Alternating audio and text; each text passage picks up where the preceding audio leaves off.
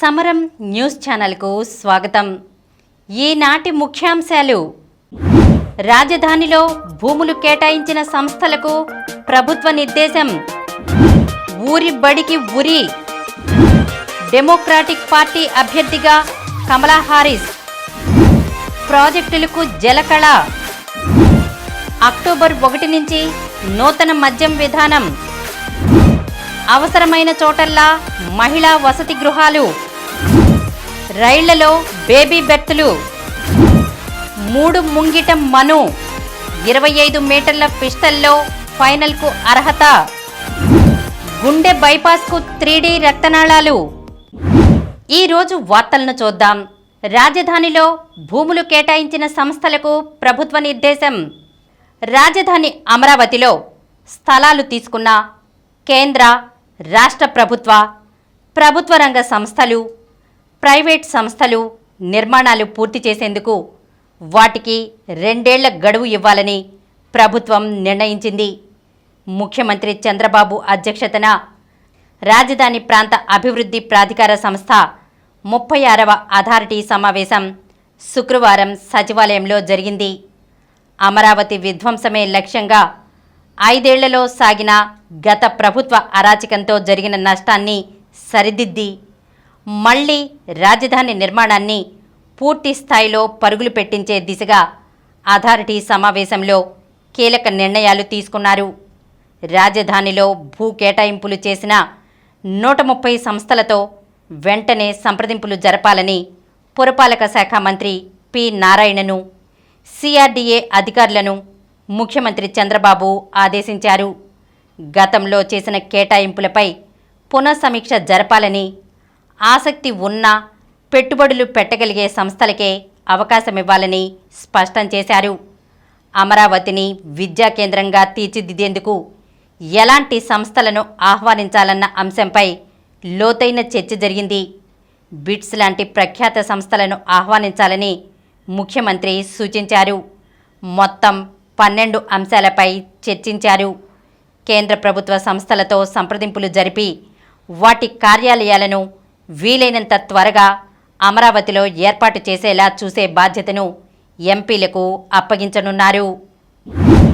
ఊరి బడికి ఉరి. పాఠశాల విద్యలో సంస్కరణల పేరుతో గత ప్రభుత్వం చేసిన విధ్వంసం ప్రభావం ప్రాథమిక పాఠశాలలపై పడింది. ఈ ఏడాది విద్యార్థుల చేరికలు దారుణంగా పడిపోవడం ఆందోళన రేకెత్తిస్తోంది. పునాది విద్యను గాలికి వదిలేసి తరచూ సిలబస్ల మార్పు, టోఫెల్, బైజూస్ అంటూ గత ప్రభుత్వం చేసిన ప్రయోగాలు ప్రభుత్వ బడులను దారుణంగా దెబ్బతీశాయి. 3, 4, 5 తరగతులను ప్రాథమికోన్నత, ఉన్నత పాఠశాలలకు తరలించడం ఊరి బడికి ఉరివేసింది. గత ప్రభుత్వం చేసిన ప్రయోగాలు వికటించి ఇప్పుడు ప్రాథమిక విద్య ప్రమాదంలో పడింది. విద్యార్థుల సంఖ్య పెంపుపై దృష్టి పెట్టాలని ఎన్డీఏ ప్రభుత్వాన్ని ఉపాధ్యాయులు, విద్యావేత్తలు కోరుతున్నారు. రాష్ట్ర వ్యాప్తంగా 33,480 ప్రాథమిక పాఠశాలలు ఉండగా గతేడాది పిల్లలు లేక 118 వరకు బడులు మూతపడ్డాయి. విద్యాశాఖ గత నెల 18న రూపొందించిన నివేదిక ప్రకారం రాష్ట్ర వ్యాప్తంగా 4,908 ఫౌండేషన్ ప్లస్ బడుల్లో 1 నుంచి 9 మంది విద్యార్థులే ఉన్నారు. 1, 2 తరగతులున్న ఫౌండేషన్ బడుల్లో 151 నుంచి 200 మంది విద్యార్థులున్న బడులు రాష్ట్ర వ్యాప్తంగా మిగిలినవి 4. ఇవన్నీ కర్నూలు జిల్లాలోనే ఉన్నాయి. డెమోక్రాటిక్ పార్టీ అభ్యర్థిగా కమలా హారిస్. అమెరికా అధ్యక్ష ఎన్నికలకు అధికార డెమోక్రాటిక్ పార్టీ తరపున కమలా హారిస్ అభ్యర్థిత్వం ఖరారైంది. 59 ఏళ్ల కమల భారత, ఆఫ్రికా సంతతికి చెందిన అమెరికా పౌరురాలు. ప్రస్తుతం దేశ ఉపాధ్యక్షురాలిగా ఉన్నారు. డెమోక్రాటిక్ పార్టీ తరపున అధ్యక్ష అభ్యర్థిగా నిలిచేందుకు అవసరమైన ఓట్లను శుక్రవారం వర్చువల్ రోల్ కాల్లో పార్టీ ప్రతినిధుల నుంచి ఆమె పొందారు. డెమోక్రాట్ల అభ్యర్థిగా అధికారికంగా ఖరారవడాన్ని గౌరవంగా భావిస్తున్నట్లు కమల తెలిపారు. తన నామినేషన్ను వచ్చే వారం స్వీకరిస్తానని చెప్పారు. నవంబర్ 5న జరగనున్న ఎన్నికల్లో రిపబ్లికన్ పార్టీ అభ్యర్థి మాజీ అధ్యక్షుడు డొనాల్డ్ ట్రంప్తో ఆమె అమీతుమీ తేల్చుకోనున్నారు.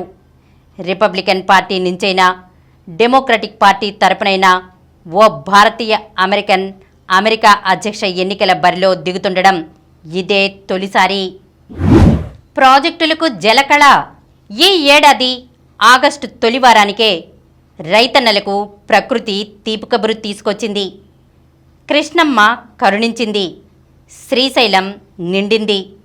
నాగార్జునసాగర్, పులిచింతల జలాశయాలు నిండబోతున్నాయి.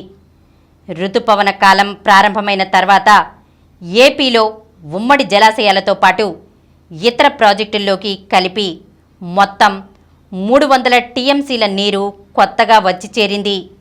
కరువు పరిస్థితులతో తల్లడిల్లగా ఈసారి కరువు తీరుతోందన్న ఆనందం వ్యక్తమవుతోంది. ప్రస్తుత పరిస్థితుల్లో భారీ మధ్య తరహా ప్రాజెక్టుల కింద 55 లక్షల ఎకరాలకు పైగా ఆయుకట్టుకు నీళ్లు ఇచ్చేందుకు అవకాశం ఏర్పడినట్లే. ఉత్తరాంధ్ర జిల్లాలో వంశధార ఎడమ కాలువ కింద 2.11 లక్షల ఎకరాలకు ఇప్పటికే నీళ్లు విడుదల చేశారు.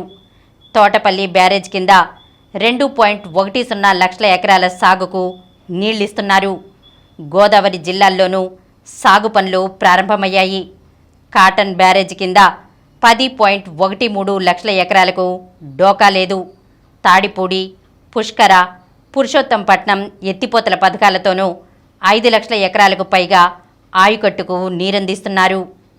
ఏలేరు కాలువ పరిధిలో 53,000 ఎకరాలు సాగు కాబోతోంది. అక్టోబర్ 1 నుంచి నూతన మద్యం విధానం. అక్టోబర్ 1వ తేదీ నుంచి నూతన మద్యం విధానాన్ని అమల్లోకి తీసుకురావాలని రాష్ట్ర ప్రభుత్వం నిర్ణయించింది.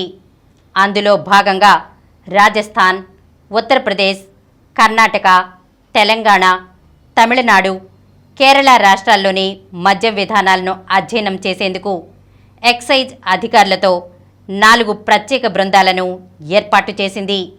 ఆయా రాష్ట్రాల్లో క్షేత్రస్థాయి పరిస్థితులను కూడా పరిశీలించి ఈ నెల 12లోగా ఈ బృందాలు ప్రభుత్వానికి సమగ్ర నివేదిక సమర్పించనున్నాయి. మరోవైపు కొత్త మద్యం విధానం ఎలా ఉండాలనే దానిపై ప్రత్యేక కన్సల్టెన్సీ ద్వారా కూడా అధ్యయనం చేయించనున్నారు. ఆయా నివేదికలు, ప్రతిపాదనలపై మంత్రివర్గ సమావేశంలో చర్చించాక ఈ నెలాఖరులోగా కొత్త మద్యం విధానం సిద్ధం చేయనున్నారు. సెప్టెంబర్లో దాని అమలుకు సంబంధించిన ముందస్తు ప్రక్రియ పూర్తి చేసి అక్టోబర్ 1 నుంచి కొత్త విధానం అమలు ప్రారంభించనున్నారు. ముఖ్యమంత్రి చంద్రబాబు అధ్యక్షతన శుక్రవారం ఎక్సైజ్ శాఖపై నిర్వహించిన సమీక్షలో ఈ మేరకు నిర్ణయాలు తీసుకున్నారు. సీఎం మాట్లాడుతూ ఆదాయ కోణంలో కాకుండా ఎక్కడా అవకతవకలకు అవకాశం లేని విధంగా నూతన మద్యం విధానం ఉండాలని అధికారులను సూచించారు. అవసరమైన చోటల్లా మహిళా వసతి గృహాలు.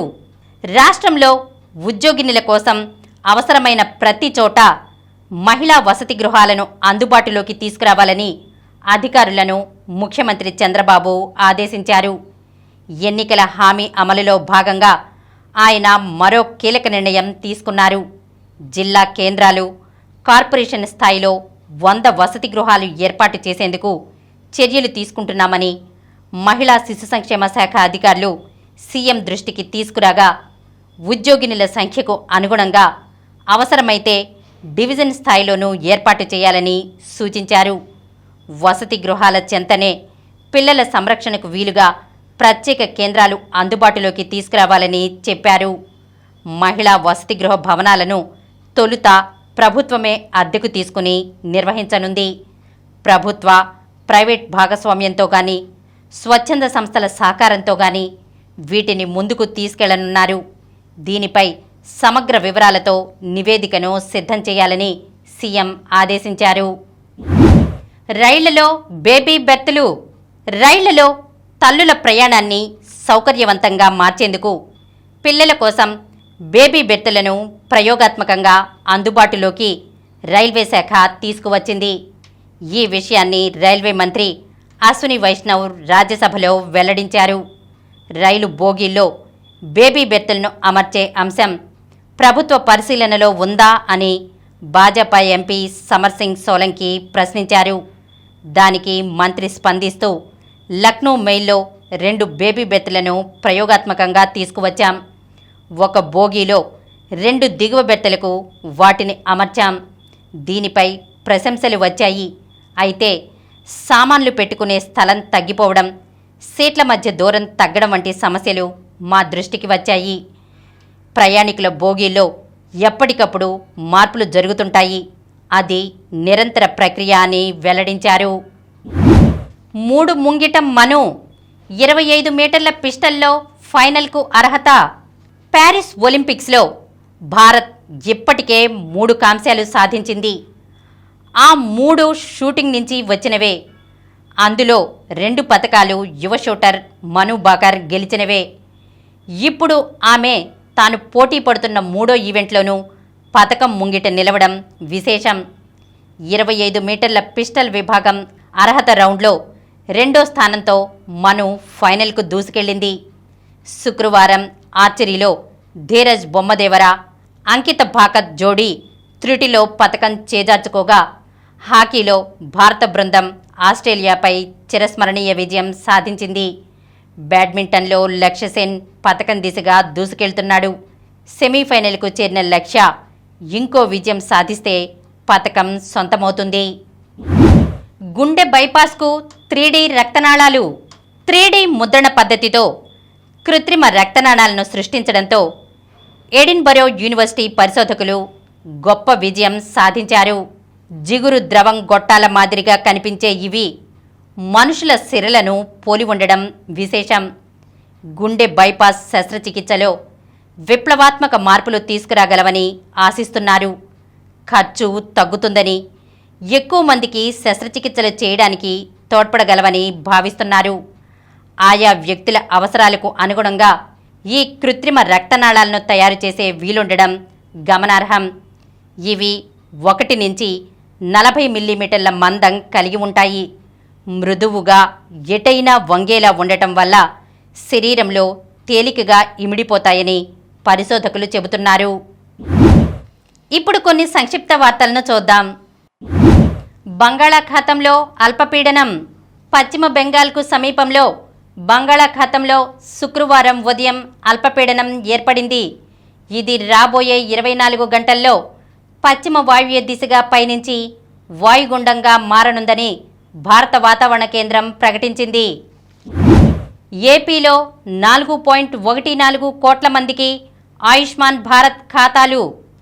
ఆంధ్రప్రదేశ్లో ఈ ఏడాది జూలై 29 నాటికి 4.14 కోట్ల మంది ఆయుష్మాన్ భారత్ ఆరోగ్య ఖాతాలు తెరిచినట్లు కేంద్ర వైద్య ఆరోగ్య శాఖ మంత్రి జేపీ నడ్డా తెలిపారు. తొలి రౌండ్ హీట్స్లోనే అంకిత, పారుల్ నిష్క్రమణ. ప్యారిస్ ఒలింపిక్స్ అథ్లెటిక్స్లో భారత్కు వరుసగా 2వ రోజు నిరాశ తప్పలేదు. మహిళల 500 మీటర్ల పరుగులో పారుల్ చౌధరి, అంకిత దయాని హీట్స్లోనే వెనుదిరిగారు. స్వియాటెక్కు కాంస్యం. ప్యారిస్ ఒలింపిక్స్ మహిళల టెన్నిస్ సింగిల్స్లో ప్రపంచ నంబర్ 1 ఇగా స్వియాటెక్ కాంస్య పతకం సాధించింది. మిక్స్డ్ టీంలో ధీరజ్, అంకిత జోడీకి 4వ స్థానం. కాంస్య పతక పోరులో అమెరికా జంట చేతిలో ఓటమి. ఒలింపిక్స్లో ఆస్ట్రేలియాపై భారత హాకీ జట్టు విజయం. 3-2తో ఓడించి పూల్ బిలో 2వ స్థానం. బ్యాడ్మింటన్ సెమీఫైనల్లో లక్ష్య సెన్. పురుషుల సింగిల్స్లో ఈ ఘనత సాధించిన తొలి భారత ఆటగాడిగా గుర్తింపు. మరిన్ని వార్తా విశేషాలతో రేపటి సమరం న్యూస్ ఛానల్లో మళ్ళీ కలుద్దాం. ప్రతిరోజు వార్తా విశేషాల కోసం అనతి కాలంలోనే 20 కోట్ల వ్యూస్ సాధించిన సమరం ఛానల్ సమర్పించు సమరం న్యూస్ ఛానల్కు సబ్స్క్రైబ్ చేయండి, లైక్ చేయండి, మీ ఫ్రెండ్స్కి షేర్ చేయండి. అలాగే ప్రక్కనున్న గంట సింబల్ని ప్రెస్ చేయడం మర్చిపోకండి. Please download Samaram Channels app from Google Play Store and watch your favorite channels. Click the bell icon and subscribe to the channels.